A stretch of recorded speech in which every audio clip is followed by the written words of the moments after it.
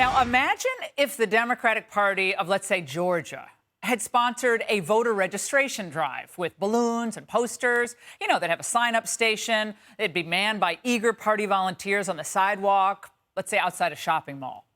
Then a van pulls up and a driver rolls down the window. But then he hits the gas and he plows through the tent. Luckily, no injuries.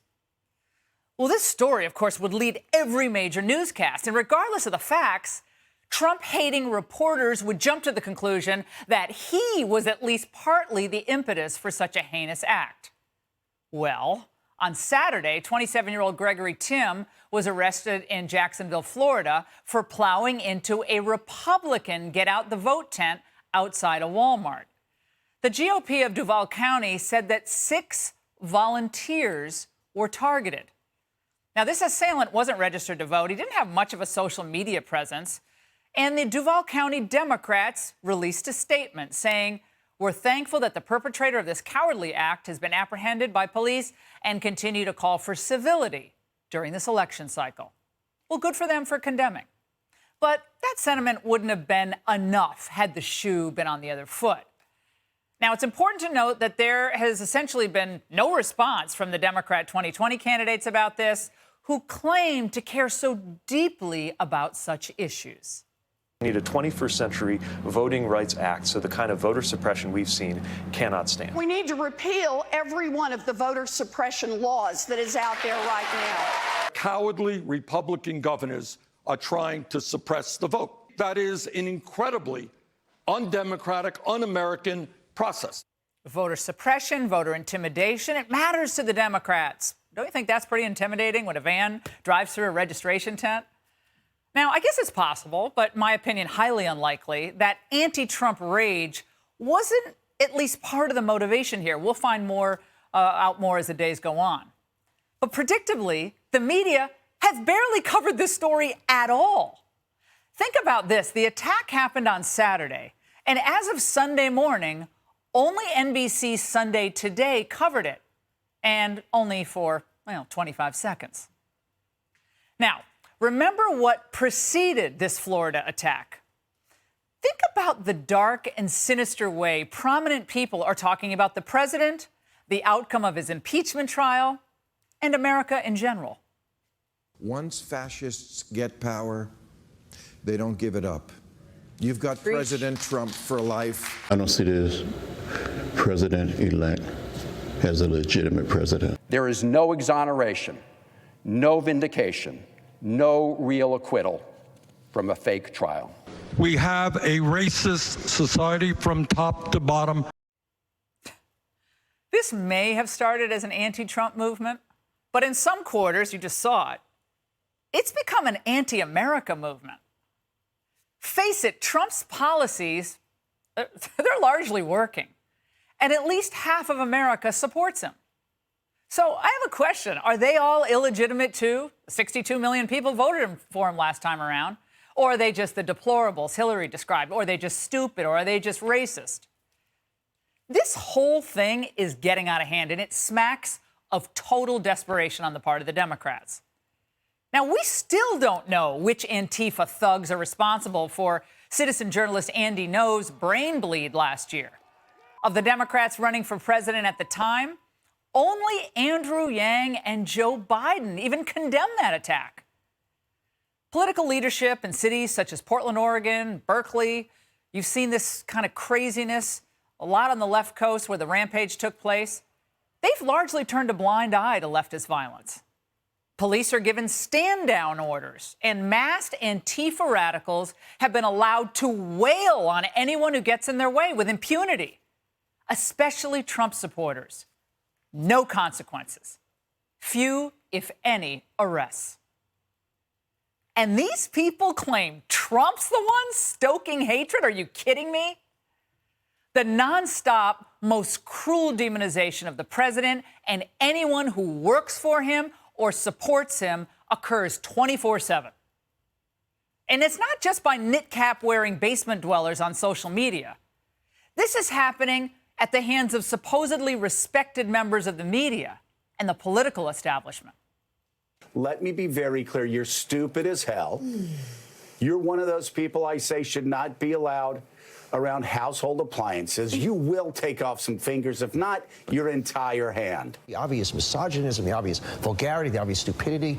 He's not mentally okay. The most racist, sexist, homophobic, bigoted president in history. Sign me up in the category of the people who think he's racist.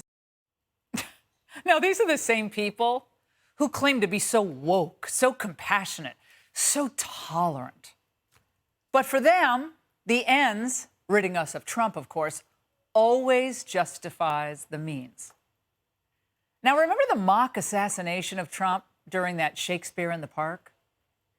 It's an actor dressed to look just like President Donald Trump as he's assassinated on stage. Look as his character is stabbed to death. And there's no mistaking the Trump connection. Trump had only been in office for a couple of years, or remember, a couple of months, excuse me. Remember Kathy Griffin holding up the president's severed head? Or NBA stars and coaches who've been bought off by China but feel morally superior when trashing Trump?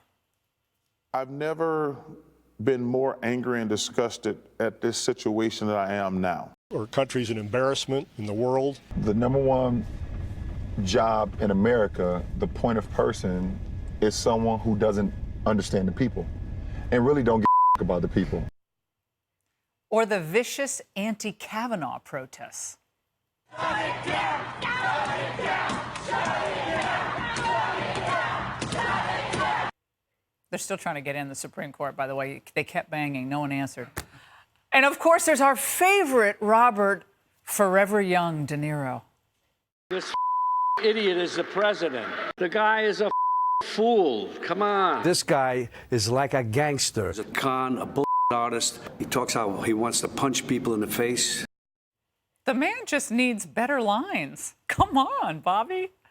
Now, while Democrats blame Trump himself for creating an atmosphere of fury and racism, the president, with smart policies, has done more to help the black community than any president in the modern era. It's the Democrats and their most radical elements who are fostering a toxic and dangerous atmosphere. Now, it's not enough just to disagree with President Trump's policies. They try day in and day out to destroy him and his family. But they failed. Their viciousness isn't just directed, though, at President Trump. Left-wing activists are turning to attacking police now, too. During impeachment, the chaos at New York's Grand Central Station, carried out by Antifa and Occupy Wall Street, it didn't get the coverage it deserved. No cops! Free MTA, no racist USA! No cops! Free MTA, no racist USA! What a disgrace. The protesters are so courageous in their masks, by the way. Cowards, every last one of them. They'd be the first ones to wet their pants if they really needed a police officer in an emergency. Did anything ever happen to those people? No, they disrupted transit, one of the busiest train stations in the United States. But this wasn't even about wanting free stuff. They were testing de Blasio and Cuomo. So will there be any repercussions for this? Of course not. There never is. De Blasio is hated by the police for good reason. He doesn't have their backs, and they know it. This has created a poisonous, and frankly, it's created a dangerous dynamic for the people of this city. And it's not going to end until, once again, they elect someone like Rudy Giuliani, who was tough but fair. And things are now even worse. NYPD officers were targeted in 2 separate assassination attempts this past weekend. The police unions say de Blasio's rhetoric is to blame. Bad people on the streets are listening and coming after us. The first thing I thought when I got this call, another cop in the 4-1 was shot 12 hours later. I said, they're hunting us. They're hunting us. This is an intolerable disgrace. They sow violence and then they demonize the police. The only thing standing between us and them, the police. In an economy when so many are benefiting, the Democrats should see that all of this rage is not really getting much traction with regular America. After a while, you keep raging, and you just look impotent. President Obama is the